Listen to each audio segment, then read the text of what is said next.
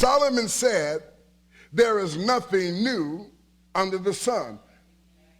So I don't know why we think demons, devils, occult, witches, warlock, religious spirits, I don't know why we think those things go away. Solomon said there is nothing new under the sun.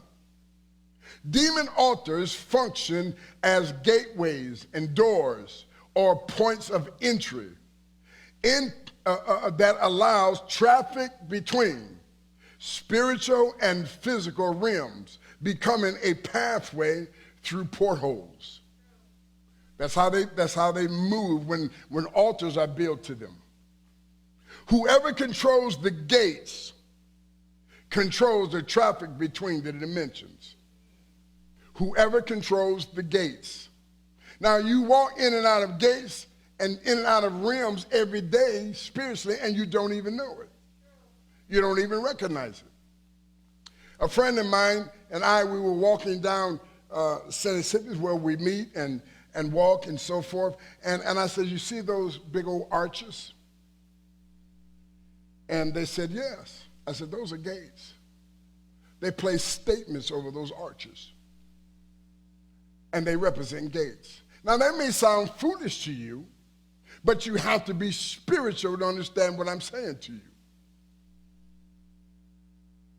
Whosoever controls the gates controls the traffic between the dimensions. On Mount Carmel, Jezebel's prophets erected an altar on the high places for the purpose of idol worship to Baal. In 1 Kings 18:25 and verse 26, now Elijah said to the prophets of Baal, choose one bull for yourself and prepare it first, for you are many, and call on the name of your God, but put no fire under it. And so they took the bull, which was given them, and they prepared it. And they called on the name of Baal from morning, evening, until noon, saying, O Baal, hear us. But there was no voice. No one answered. And then they leaped about the altar which they had made. Shrines, altars, they're dedicated to other gods. They're not dedicated to the God that you worship, whose son was Jesus Christ.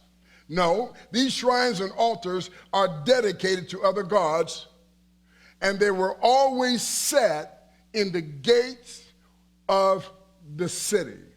Always set either on the high places or in the gates of the city.